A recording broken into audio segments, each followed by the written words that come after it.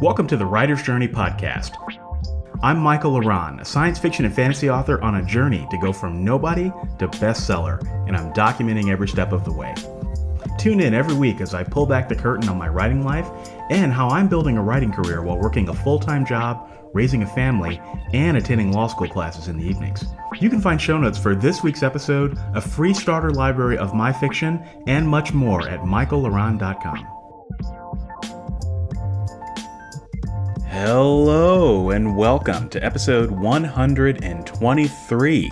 123 is a good number, and this week I decided to do something a little bit different compared to what I typically do. So I titled the episode Mid-Year Scorecard. So I just wanted to kind of recap. It's really maybe from my own just way of cataloging things, but I wanted to talk about all the things that I've accomplished so far this year and talk about maybe what my biggest successes were, what my biggest failures were, what my biggest opportunities were. And so that's going to eat up the majority of this episode this week. But first, I have a couple of quick announcements. First off, the advanced review copies of 150 self-publishing questions answered went out over the weekend. So everyone who signed up for the list should have your copy in ebook and audio. So I hope that you're enjoying it. If you didn't get on that list and you would still like a review copy of the book, contact me at authorlevelup.com/contact. Just fill out my contact form and write me. Tell me that you want a copy of the book, and I will respond as quickly as possible and get you a review copy. The book is going to launch on July 27th, so I'm going to ask everyone to plan on leaving a review on or about the 27th. So that gives you about 2 weeks worth of time to read it. And certainly if it takes you a little bit longer, no worries, no pressure. So also, I will be a panelist at the Writing Oasis retreat this weekend. It is a virtual writing retreat, and it's run by a couple of writers who have a YouTube channel, and they're in my community, and so they invited me to come on and talk about outlining and planning your novel, which is kind of funny because I don't outline anymore, but certainly can talk about all the outlining methods because I've done it. And this is I believe, a 2-hour panel. So I don't have a link yet, but be sure to follow me on Twitter and on Facebook, and I will announce the link when I have it. That will be this Saturday, July, I think it's the 18th. Whatever the date on Saturday is. Don't quote me on that. But this Saturday, I will be a panelist on the show. Yep, it is the 18th. So be sure to tune in if you want some tips on writing outlines. There's going to be a couple other writers on the panel, and so I think we're going to have a really great discussion, and hopefully it's something that people get some value out of. Wins for the week. I had a podcast interview with Kevin Tumlinson at Draft to Digital. Kevin is a great friend of mine.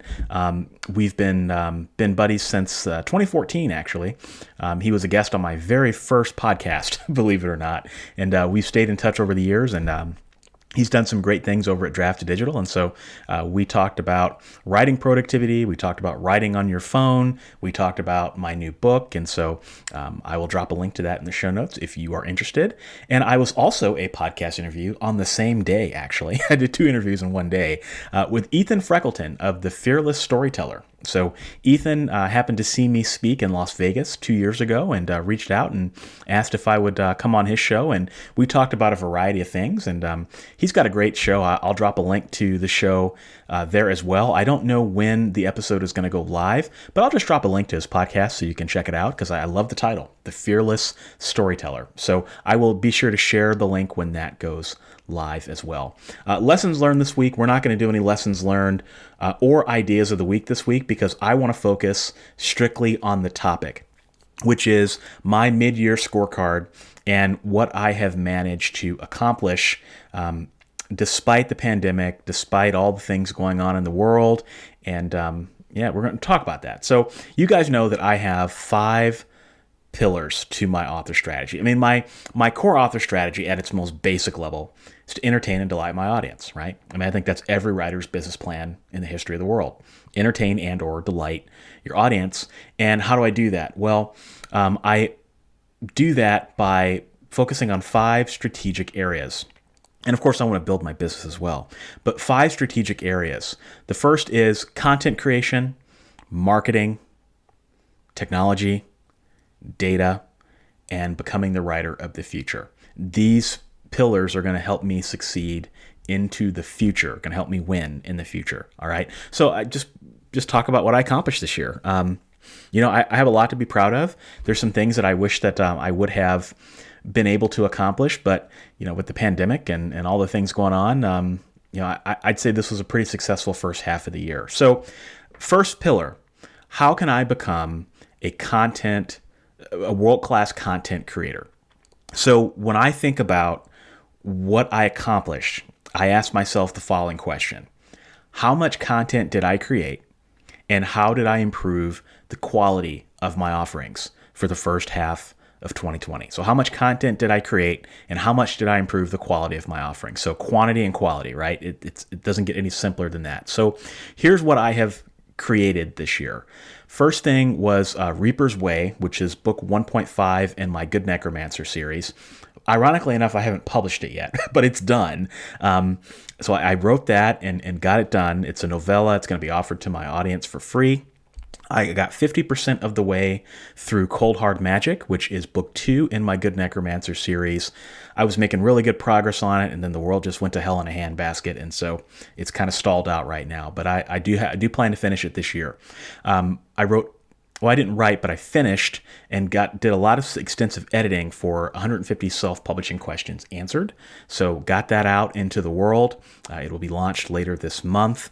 I did my first audiobook for self-publishing questions answered, which in my mind was a major accomplishment because I've never recorded an audiobook before. So that was a lot of learning into going into creating that.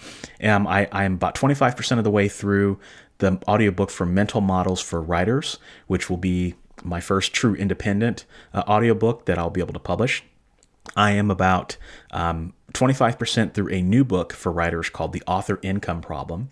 That's gonna launch alongside my Author Income Dojo product. So I'm about 25% of the way through that, and we'll be picking that up very soon. I actually have written another book that I haven't even told you guys about. I think I alluded to it maybe, that there's a secret project that I'm working on. So I'm working on turning parts of the writer's journey into a book. Now, I'm not going to repurpose anything, but one of the things that I do every week, or two of the things I do every week, is lessons learned, and then I do ideas of the week. So why not take the lessons that I've learned, compile those into a quarterly book series, and you guys can buy those. And now, here's the thing is, the lessons that I talk about on the show, that's just a fraction of what I've actually been doing. Every single week since, I think, the end of March, I have been keeping a journal, and every single week I write down one thing I've learned in each of the 5 categories of my business. So the strategic pillars. What did I learn this week about becoming a world-class content creator? What did I learn about data? What did I learn about the future? And every week, one day every week, and I wrote. I literally sit down and it takes me 10 minutes, and I have probably 12 items for each pillar. So I'm going to turn those into a book, and it's going to be just like a transparent journey. What is it that I'm learning, so that 5-10 years down the road, when I'm far more successful, I can point to something that is a trail of breadcrumbs and things that I have learned. All right, we'll see how it goes. But I basically have finished that book because I've been working on it, strategically once a week. So I got that done. I got 26 episodes of The Writer's Journey done.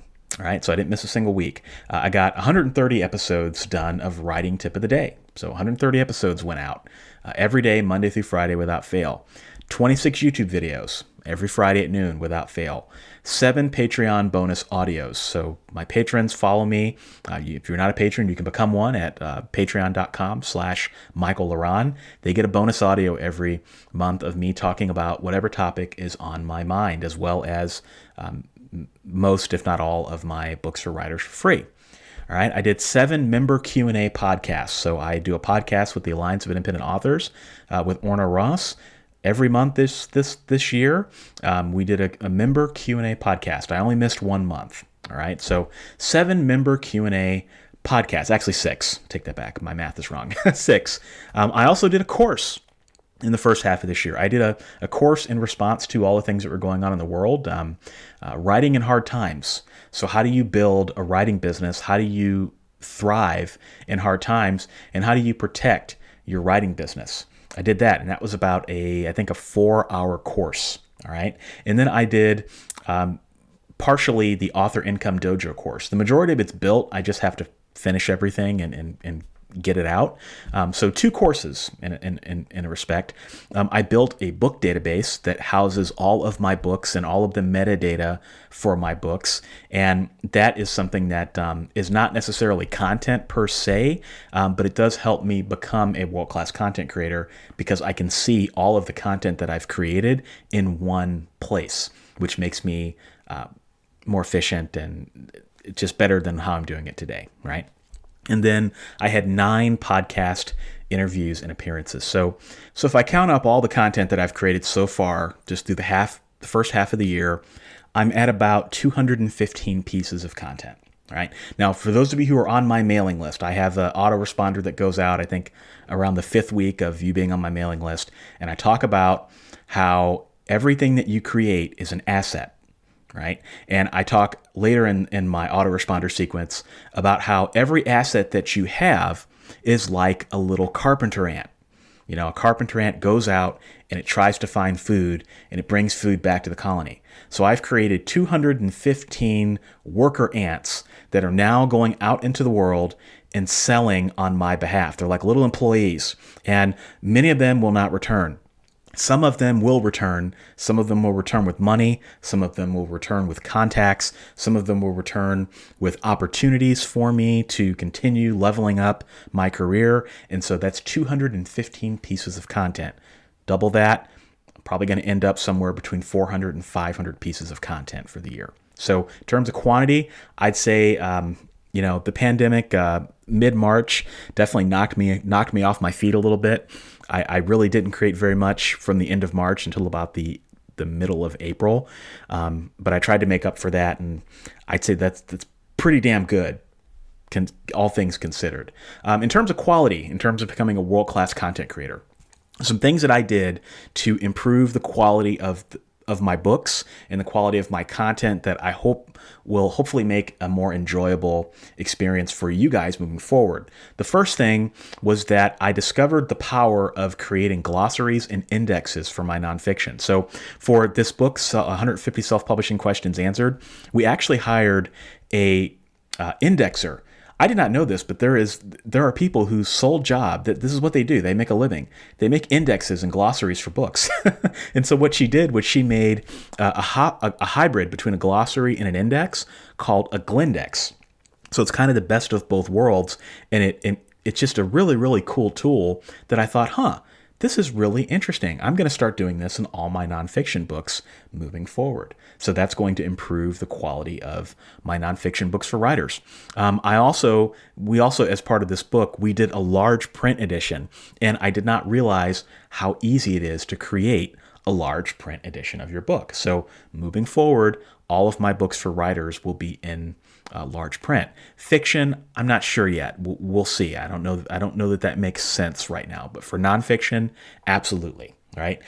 For the Writer's Journey podcast, I implemented timestamps to make things easier for those of you who maybe you just want to jump around to the parts that interest you. And also in the future, if I want to reference back to an episode for your enjoyment, I can say when I'm in episode 400, hey, I did this episode on my writing scorecard. Jump to 24 minutes and 30 seconds in the episode to hear me talk about X topic, right? And then I expanded the podcast into new areas in doing new segments like Idea of the Week, Lessons Learned. I hope that you've all enjoyed that. I certainly have enjoyed it, and I think it's added value to the podcast and helped me develop some thought leadership and start to steer the conversation on some things in certain directions. And it's amazing the different types of people that reach out to me based on what I talk about in my podcast episodes. I just put ideas out there and people reach out. Like I was doing the database episodes, and there was a listener of the show who works with databases and knows Microsoft Access and the ins and outs of Excel, and he reached out and wanted to help, and that made the project run so much more smoothly, right? So those are things I think improve the quality of the show. I improve the quality of my courses with a simpler format. So instead of doing screen shares like I did with my first course, I recorded myself on my couch talking, right? It's a much simpler format and I think easier to consume. I did shorter videos, and my videos for my courses will continue to get shorter. So I think the quality of my courses will continue to go up. And I'm going to continue to keep the quality of the content the same, and try to find better ways to improve it as well. I told you guys that my basement flooded at the beginning of the year. January 25th, my basement flooded. And I had to rip everything out, and I had to throw a lot of stuff out. But the benefit of it was that I was able to renovate my studio and spend a little bit of money and upgrade everything down here. So now I have a much, much better workable setup. I've actually got 3 different workspaces down here in the studio. I've got my main computer. I've got a little desk where I record the writer's journey and podcast interviews. And then I've got a couch area where I record my YouTube videos now. And there's other things that I can do with this space as well. And I renovated a closet into an audiobook booth. And none of that would have happened if my basement didn't flood. So it was a blessing in disguise that helped improve the quality of my content. I also hired an editor for YouTube. So I talked about that last week. I won't spend that much time on it, but that's also something that's going to improve my professionalism and the enjoyment of my videos, as well as make my videos more marketable on the YouTube platform. I found a way to partially automate my podcast editing. So with one click, I can basically prepare my audio for proper listening, which I think was a major success and saved me a few minutes every week in terms of editing. I also upgraded my microphone when I bought my audiobook. So made some investments and upgrades on my technology, which we'll talk a little bit more about later. And then another thing, it's kind of a minor thing, but it's worth calling out because maybe it's something that you could implement as well, is I updated the versioning system in my ebooks and in my book descriptions. So every time you make a change to one of your books, how do you keep track of what those changes are, right? And so what I have historically done is I kept a text file in just like in the area where I have all my book files for a particular book, and then I would type in the version number, and then I would type in what I changed, and then I would put a version number on the copyright page. So if I have version 2.0 on the copyright page of one of my books, I can just look at the text file and figure out what I changed in version 2.0. Well, I updated that and I implemented that into my book database. So now it's just much cleaner. So I know at all times what changes I made to each of my books and when I made them. And I also started versioning my book descriptions so that I can know, what did my book description look like on July 25th, right? So just something that helps me stay more organized, which ultimately helps to serve my readers. All right, so that's content creation, quality and quantity. The next pillar is, how do I become a world-class marketer? So the question that I asked myself when I thought about my mid-year progress is, how did I improve my sales, and how did I improve my relationship with my readers and strategic partners? So how did I improve my sales, and how did I improve my relationship with readers and strategic partners? So sales. So my book sales in general are up due to the pandemic. In fact, every successive month since March has been my best month ever. So March was my best month ever. Then April was my best month ever. Then May was my best month ever. Then June was my best month ever. And then July was my sales just keep going up, and they're up in a very, very big way. I'm making more money than I would have ever imagined that I would have made at the beginning of the year. So that's a very good thing. I invested in Brian Cohen's Amazon ads course at the very beginning of the year, and that has been very profitable for me. I've made all the money back that I spent on the course. Taking some time to learn that has improved my sales, and I'm able to run ads on books that weren't selling at all, and now they're selling even just a few copies a month is a really big deal for me. So Amazon ads was a net positive this year. I'm also in the process of working with the team over at Genius Links. They are a link localization service where basically if you send out an Amazon link, depending on who the reader is and where they live, Genius Links will route them to the proper Amazon store, depending on where they live, so that you're not just sending them to Amazon.com. Well, they reached out to me, and I'm working with one of their sales team members, and they basically help me convert all of the YouTube links, YouTube affiliate Amazon links on my channel, to convert those into localized links. And there's some other things that they offer that I'm working on exploring the platform to help kind of improve my Amazon affiliate income. That has dropped a little bit over the past year or so.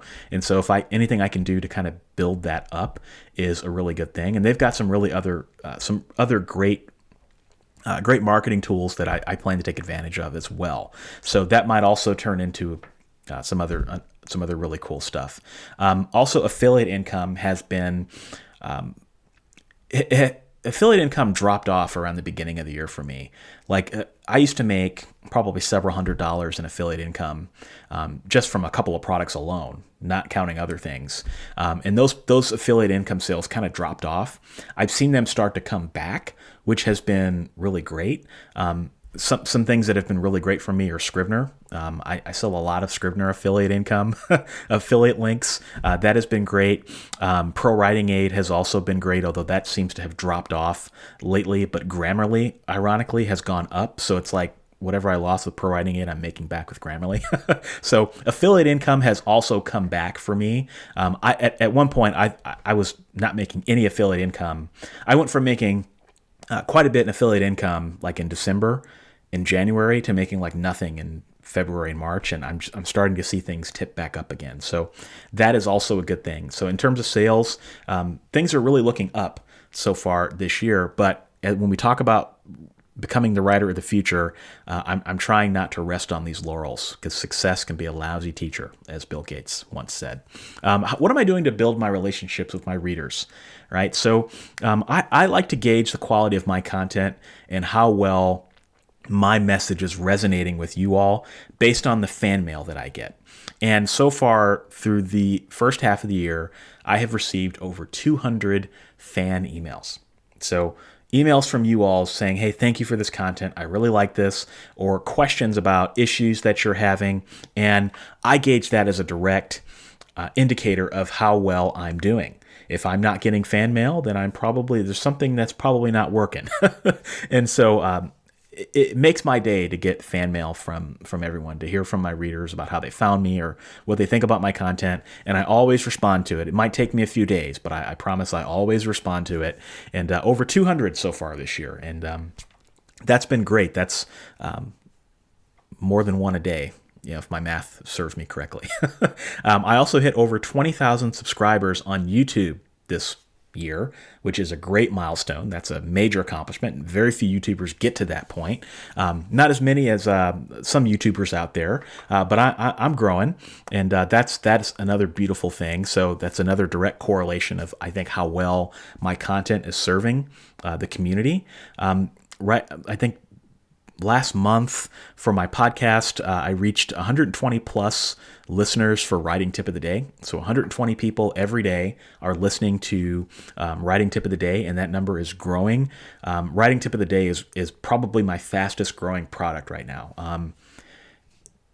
Every month, it seems like my listens are up probably 15-20%. It's growing really, really fast. In fact, I get more listens on Writing Tip of the Day than I do Writer's Journey.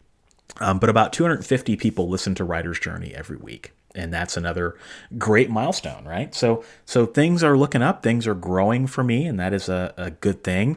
When I think about strategic partners and marketing, there were a few things that I've done so far this year that I think are going to bear some fruit down the road. First off, my work with the Alliance of Independent Authors, Ally. I'm now their outreach manager. So, just continuing to deepen my relationship with Ally and, use them as a network to reach out to people and as a way to get introduced to people that maybe I would never be in a room with, but otherwise, that is a good thing from a marketing perspective. And, I really appreciate Ally and all of the opportunities that they offer for the community. And it has been a great source of leads and introductions for me. So that is kind of a cool thing.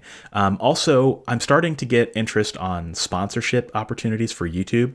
So far, I've turned them all down because that is not my first priority with YouTube. But I did get some very viable sponsorship opportunities from some pretty reputable companies. It seems like once I hit 20,000 subscribers, I started to get the quality of the emails I got went way up. Before, it was just like these weird scammy things. I don't know how to explain it. But now it seems like I'm starting to get some viable sponsorship opportunities. I'm not at a point yet where I want to start actively recruiting sponsors, and I'm not one of those people that just wants to instantly monetize my channel. If I do take on a sponsor, it's got to be someone who's a strategic partner and somebody who offers something that the majority of my audience would benefit from. Right. And I haven't found that yet, but it seems like that groundwork is starting to get laid, and that is a good thing. So that's what I've accomplished from marketing. All right. Now, the next pillar is technology. How did I use technology to first off, how can I become a technology driven writer? And the question that I ask is, how did I use technology to drive sales and reduce expenses? So how did I use technology to drive sales and reduce expenses? So I'm putting my business hat on here. I guess I've had my business hat on, but I'm tightening that hat around my head here, so fair warning. So first things first is I invested in a lot of new studio equipment. I talked about how I renovated my basement, but I also invested in new video and audio equipment. So got a new camera lens, upgraded my microphone, made some software upgrades, bought some software that I didn't have before that helped me do some things that I wasn't able to do before. And that improves the overall quality of my work. And that improves my sales potential, right? Because the nicer your things look, the easier it is to bring people into your gravitational field. That's just kind of how it goes, right? And so I'll talk a little bit more about the video and audio thing in a moment. I also, at the very beginning of the year, upgraded my computer. So I had a computer, I had a MacBook Air, and it was running really slow, and I didn't have enough space or RAM on it. So I upgraded my computer that is got significantly more space and RAM and everything, and that saves time and allows me to do more in less time. It was an expensive investment. I bought a MacBook Pro, but it has definitely paid for itself already. So also with the MacBook Pro, I installed Windows on my Mac. So now I can run Windows and Mac, and if I want to, I can even run Linux. And I've been wanting to do this for years, and I just kind of did it, and I was like, oh, I'm kind of late to the party. And then I was talking to some other writers, and they're like, wow, that's really techie. You can run Windows on your Mac? Like, it's amazing how many people don't know that you can do that, right? So now I can run Microsoft Office products. I can run apps that are Windows only, and I can use those in my writing business, and that helps me be more efficient. So if I have a need for something, I no longer have to worry about the operating system. And I think that that is a really, really important thing that I can't emphasize enough. When I think about becoming the writer of the future, when I think about becoming more efficient and more productive, being operating system agnostic, I think is an important step toward that, and being fluent in both operating systems and using the operating system and the tool that suits the purpose, rather than trying to find a tool within your existing ecosystem that maybe does what you want it to do but doesn't, I think is very powerful, and that's something that is going to serve me very well into the future, in the short term, but also in the long term. All right, and I haven't even begun to explore Linux yet, but that's also something that excites me quite a bit. So that was an accomplishment. I also spent probably 5 weeks talking about this on my show, which is the book database. So, I talked about building a book database in Microsoft Access, and I learned how to do that. So now I can maintain all of my book information. So the information on the metadata, the book descriptions, the when I updated the book, right, the price, everything. I can maintain all of that in one central location. So that is, I can't tell you how beneficial that is. I mean, I can't tell you how many times I get a question on, or if I'm doing a marketing promo, I need to find out what the price of my book is, or I need all the links.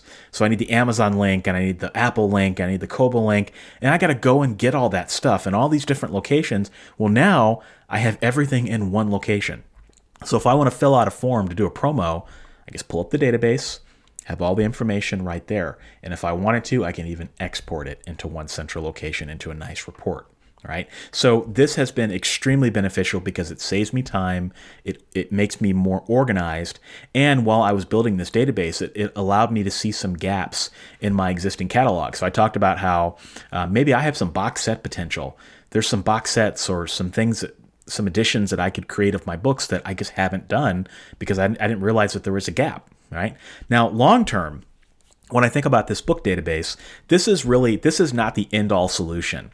Long term, what I ultimately would like to do is integrate this book database in some form or fashion into Onyx, which is a publishing standard that allows you to send your book information to retailers, to publishers, so on and so forth. It's how traditional publishers publish their books, right? They just press a button and then the book gets submitted through Onyx to bookstores and retailers and all that. So long term, what I would like to do is be able to use this database as a stepping stone into Onyx so that I can drive bulk uploads of my books to future platforms. So book platforms come up all the time, book sales platforms, right? So 2 years ago, Publish Drive was the new kid on the block, right? And Publish Drive does a lot of really cool things. 2 years from now, there's probably going to be more retailers that are going to try to be selling books or selling services, and I don't have time to upload a book one by one to all these retailers, right? So I need the ability long term. I need it now, but I need it long term, especially when I have 100 books or 200 books. I need the ability to be able to send all of my books to a retailer, publish ready, with one click, right? So imagine some new kid on the block comes tomorrow and they say, we're open for business for self-published writers. You can make a lot of money, and writers are flocking to the platform. They're making money, and I want to be one of the first people in the water. Okay, well, if they offer, which they probably will now, they're going to offer bulk uploads. Press a button, boom, all the books get uploaded as a draft, and all I have to do is go in, make sure everything is what it needs to be, and then click publish. That is speed and efficiency, my friends. That's how we have to be thinking. Because if you want to be a long-term writer, you're going to have a lot of books. You just don't have time to spend doing all that. And it's expensive to pay an admin or a virtual assistant to go in and upload all your books. And then you got to double check them and make sure they're correct. No, just maintain one version of the truth in a database that has all the information, right? And you know that information is validated. You know that that information is correct. You pass that on through the system, and then that publishes your book. That's the future, right? Also, the next thing that I did was a sales database. So that was the next part of my book database. How do I track my book sales? Because I was spending so much time doing it that I just quit. I hated it. I absolutely hated it. And you guys know I don't have to belabor the point. I did like 5 podcast episodes on this.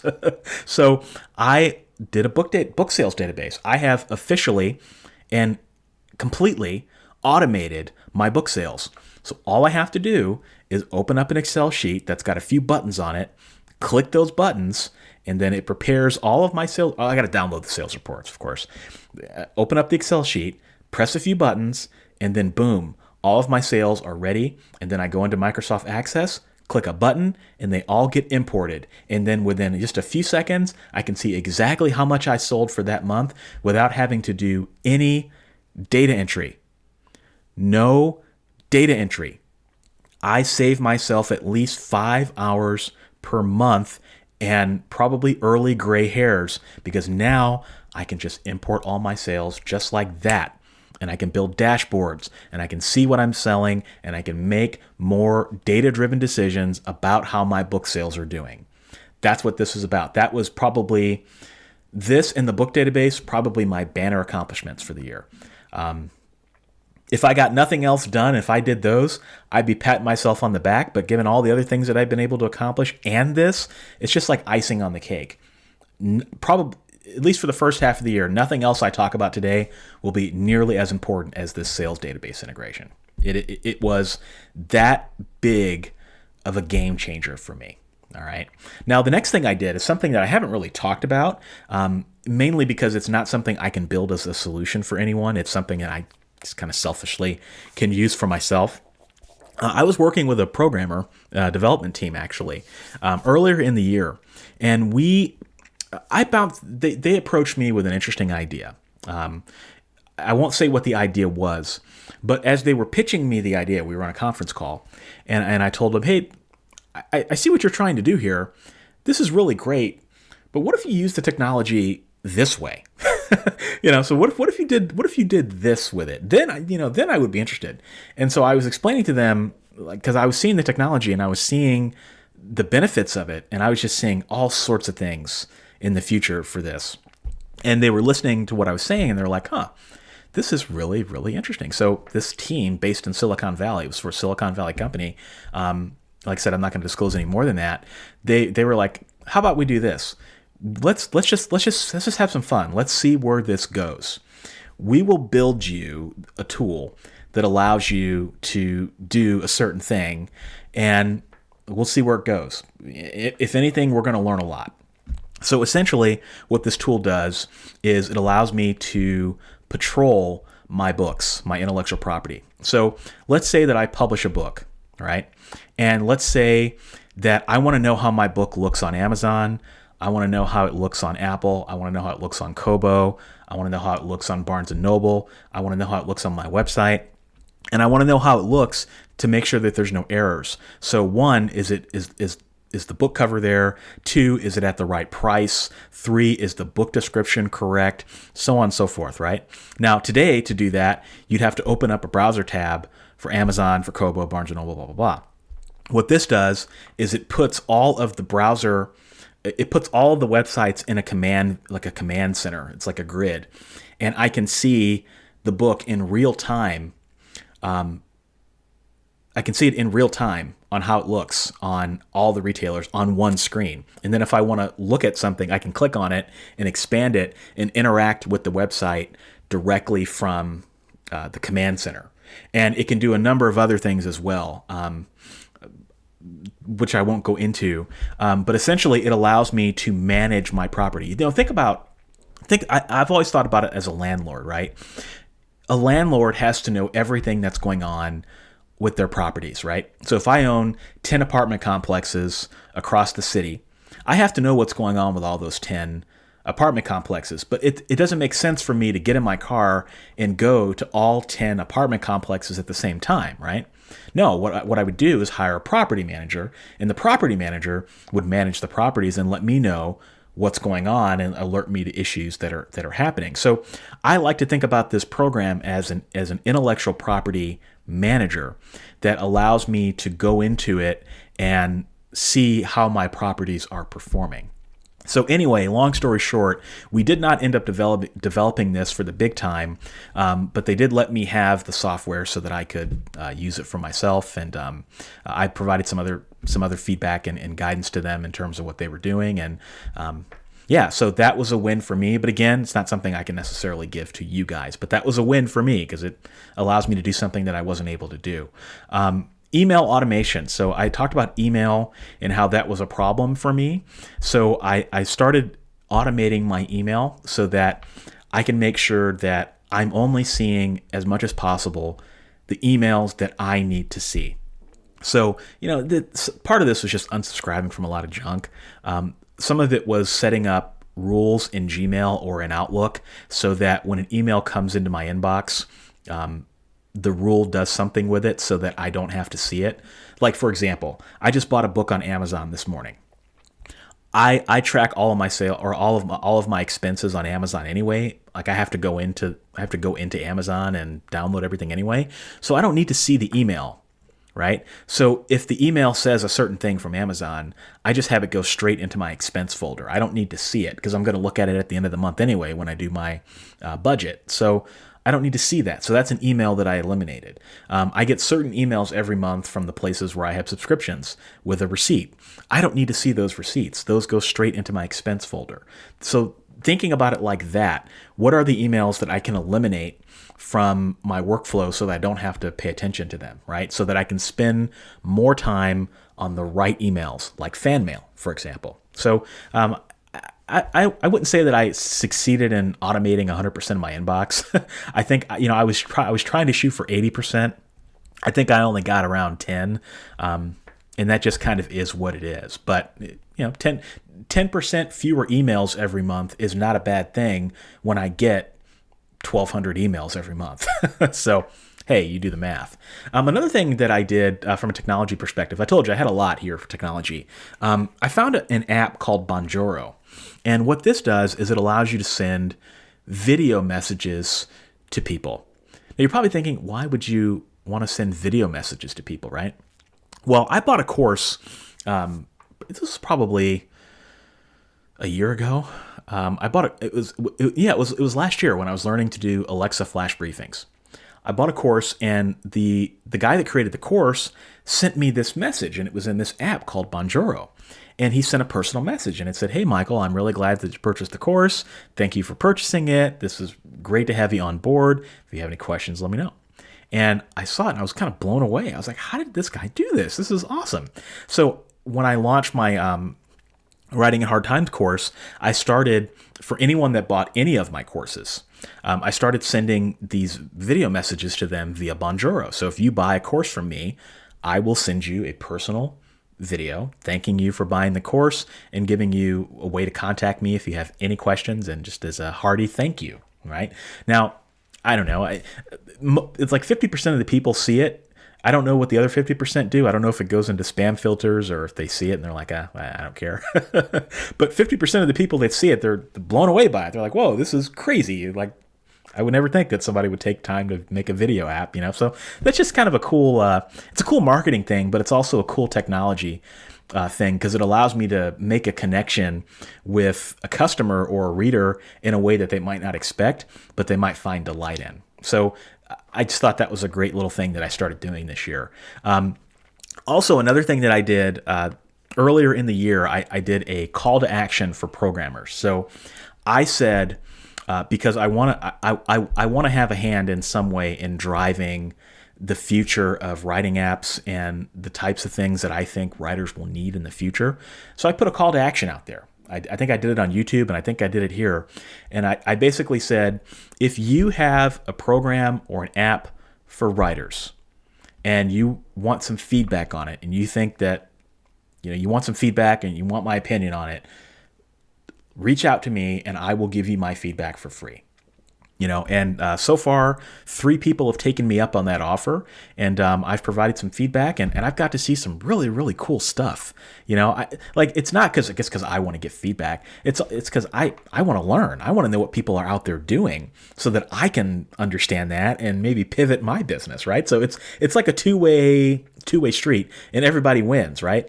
Programmer gets some feedback from somebody that's got experience in the market, and I get some knowledge about what programmers out there are doing, and I think everybody wins, right? So 3 people reached out to me with some very thoughtful and interesting apps that I would not have expected for writers.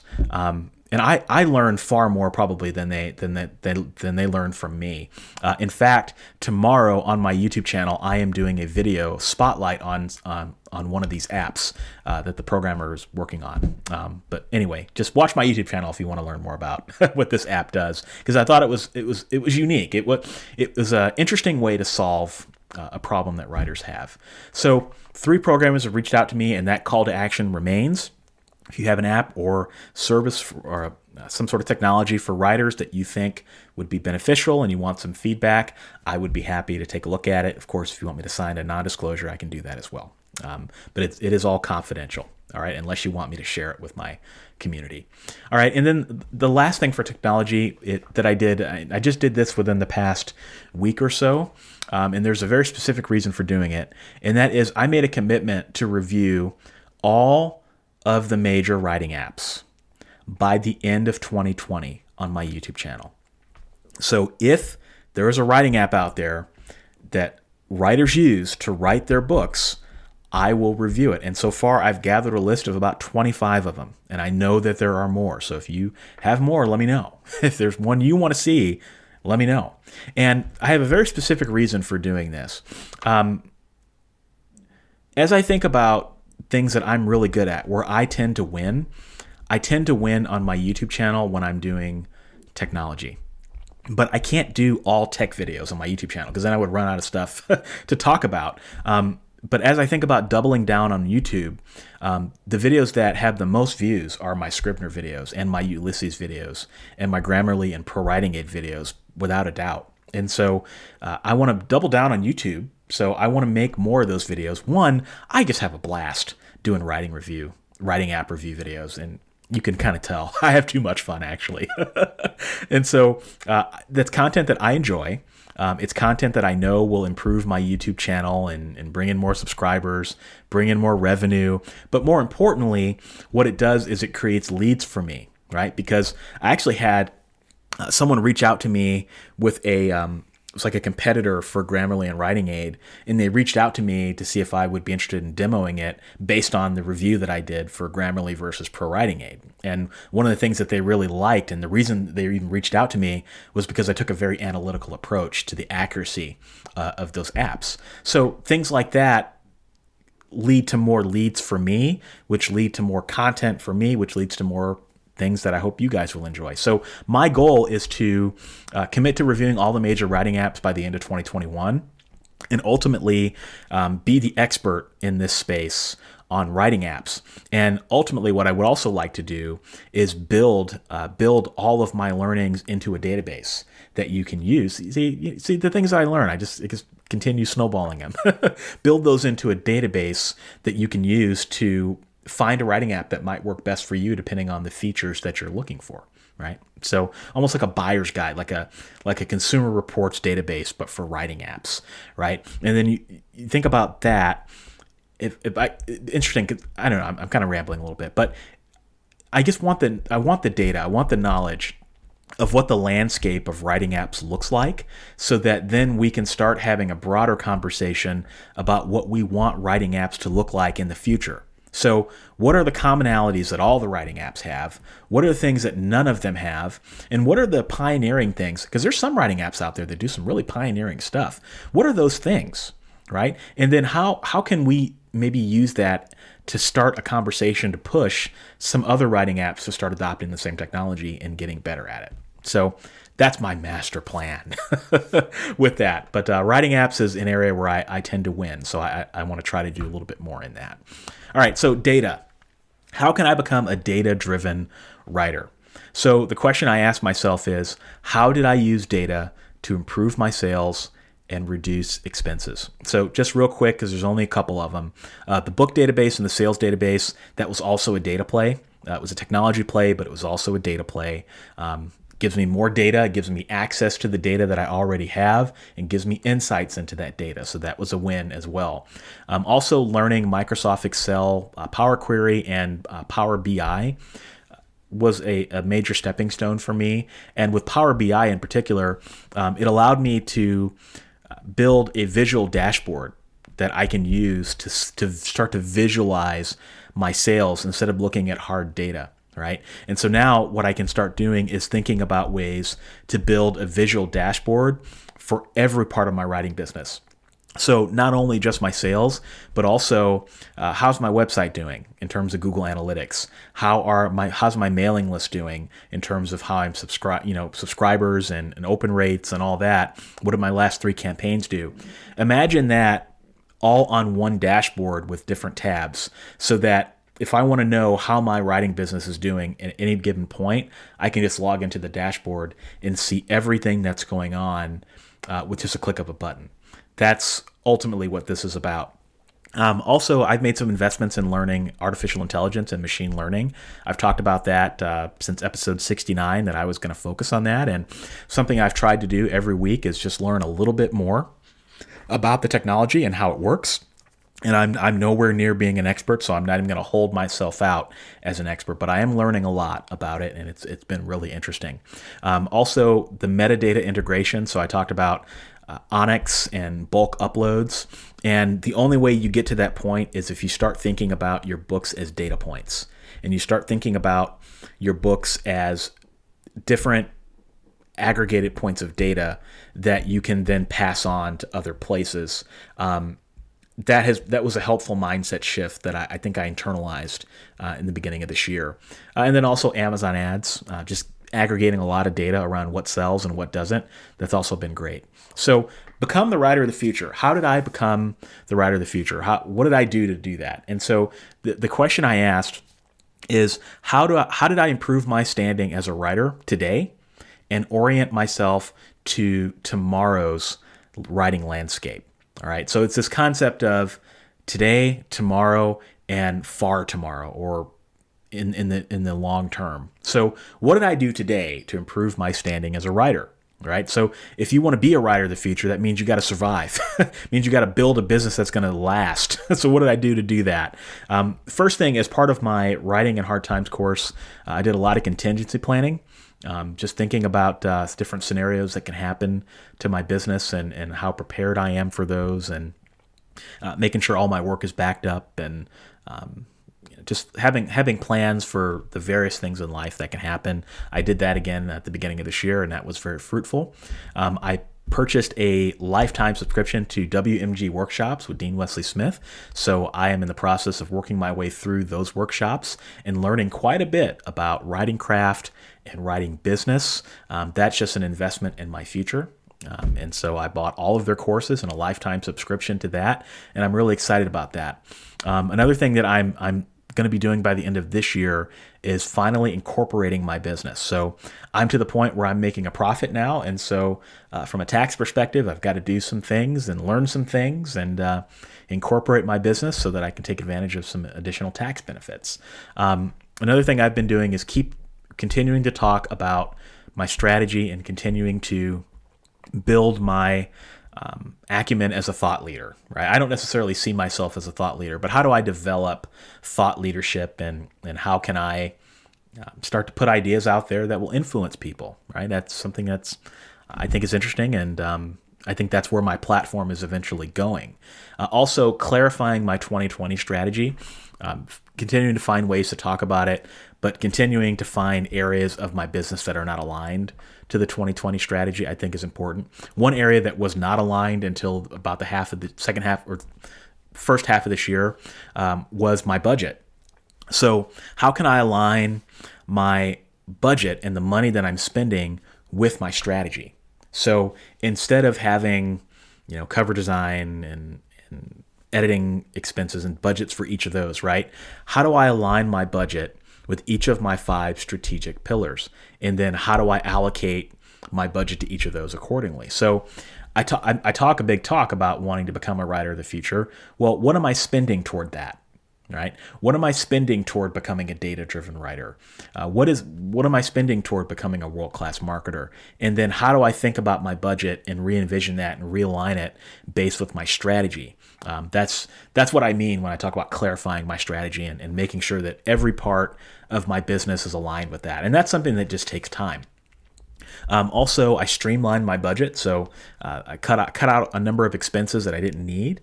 So that's always a good thing. And I've always said, at least from March onward, that this is going to be an infrastructure year for me. So I talked about investing in equipment, investing in technology, investing in data, and so I view this year not so much as a production year. So while I did produce a lot of content, I didn't produce as many books as I would have liked, right? So I don't necessarily call that a production year, but what I do call it is an infrastructure year, meaning the things that I'm doing this year, I hope, will position me for further growth in the future so that if I want to make next year a production year, I'll be able to produce content more efficiently. It'll cost me less to do it, and I'll be able to create a higher quality product as a result, right?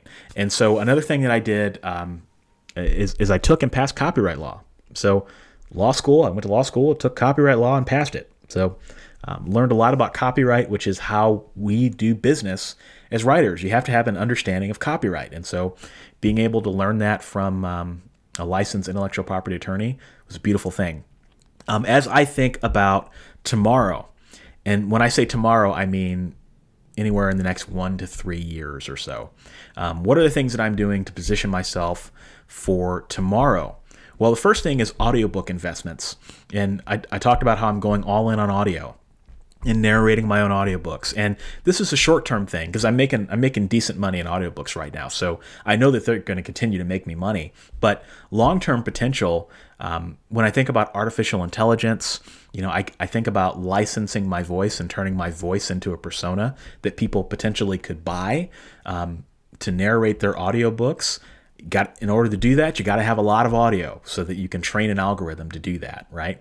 I think about being able to, as the future splits into performance audio and narration audio, or AI narration audio, being able to control both of those rights in the way that I want, I think is also important.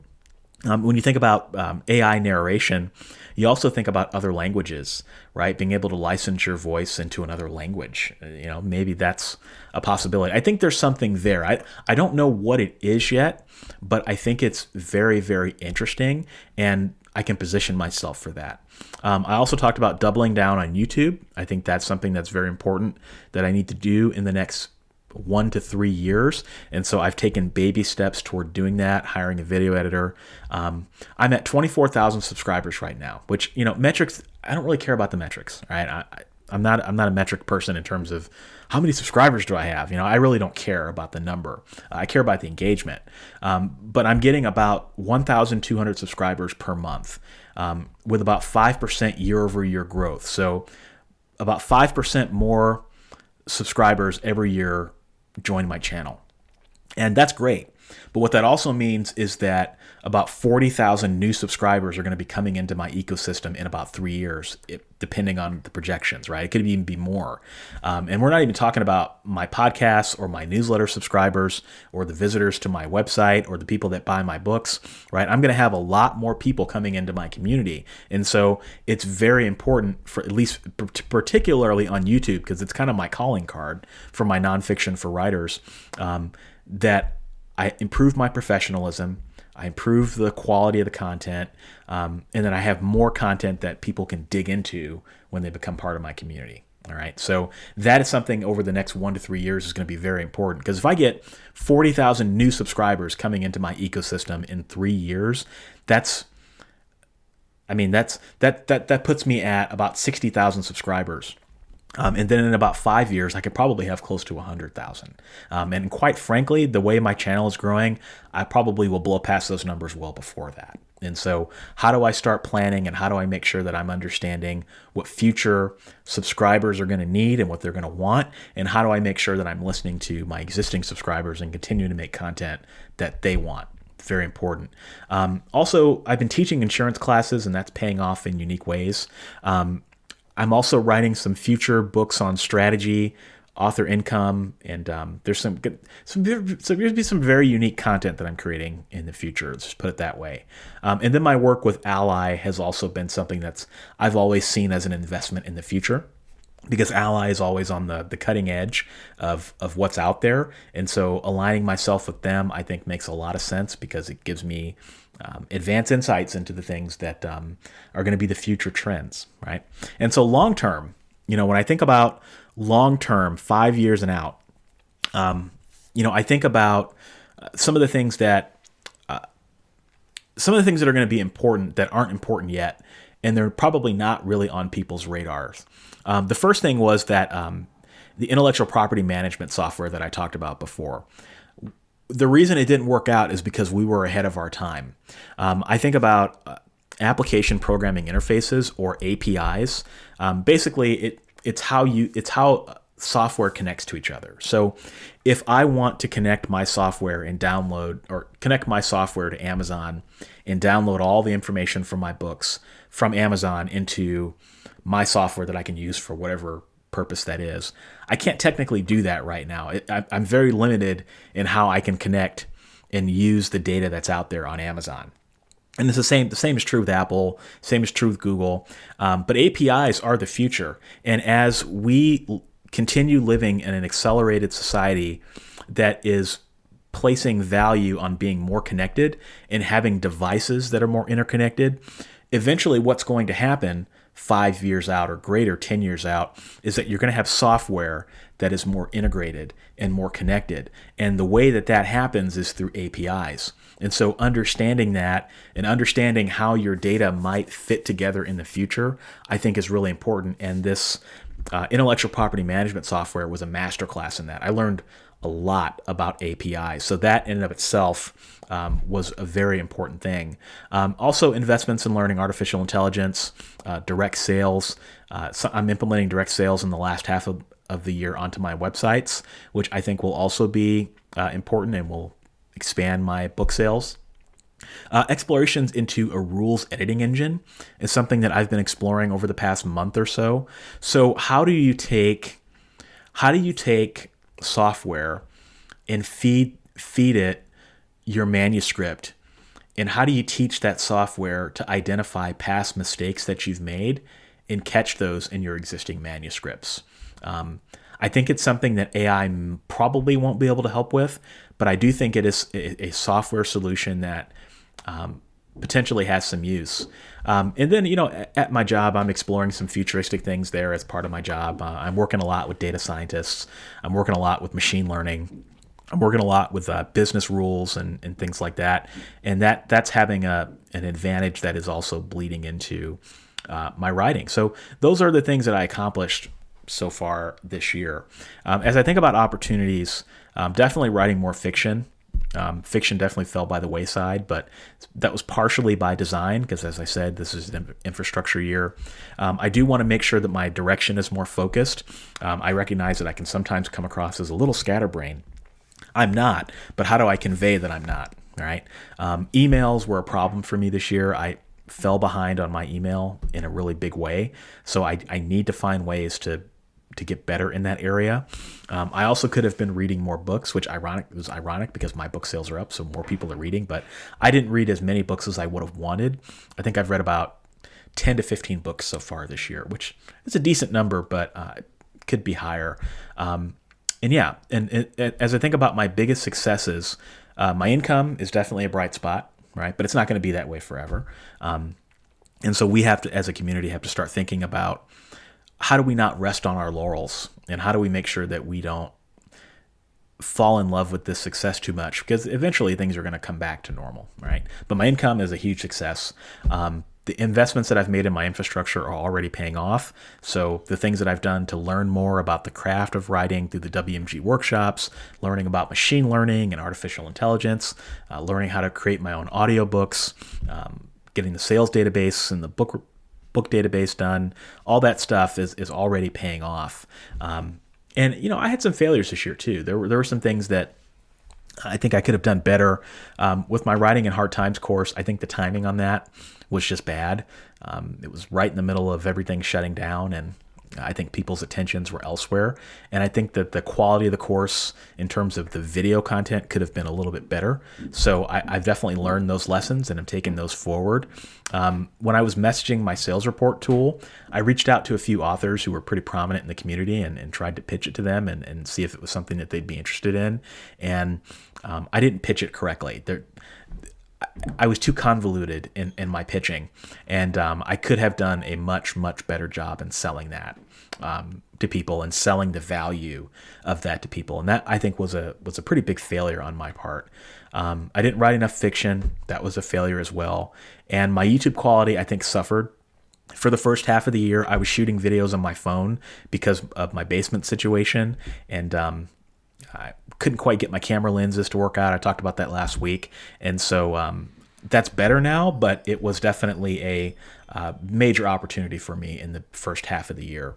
And so as I think about the last half of the year, as we talk about shifting, one of the things I want to start doing is leveraging all this infrastructure that I've been building to actually start getting results. Right? Because you can build and build and build and build and build and build, but if you don't do anything with it, then it's kind of pointless, right? So how do I start using that infrastructure to show that this was a smart investment and that it does save me time, energy, and money, right? So as I think about the speed and quality of the content that I create, I think about the marketing that I'm doing. I think about how efficient I am. I think about the data that I'm generating and being able to make data-driven decisions. And I think about just the future in general, that's kind of my scorecard. So I recognize that this episode has been fairly self-indulgent. As I said, this was probably more for me than it was for anybody else, but pretty proud of what I've accomplished so far this year. Looking forward to the second half of the year. And hope everybody's staying happy, healthy, and I'll talk to you next week. Thanks for joining me this week. If you enjoyed this episode, you'll enjoy my backlist episodes at michaelaran.com/podcast. For your free starter library of my favorite novels, join my fan club by visiting michaelaran.com/fanclub. If you're a writer and want to connect with me further, check out my YouTube channel, Author Level Up, for helpful writing advice at authorlevelup.com. Thanks for listening, and I'll be back next week.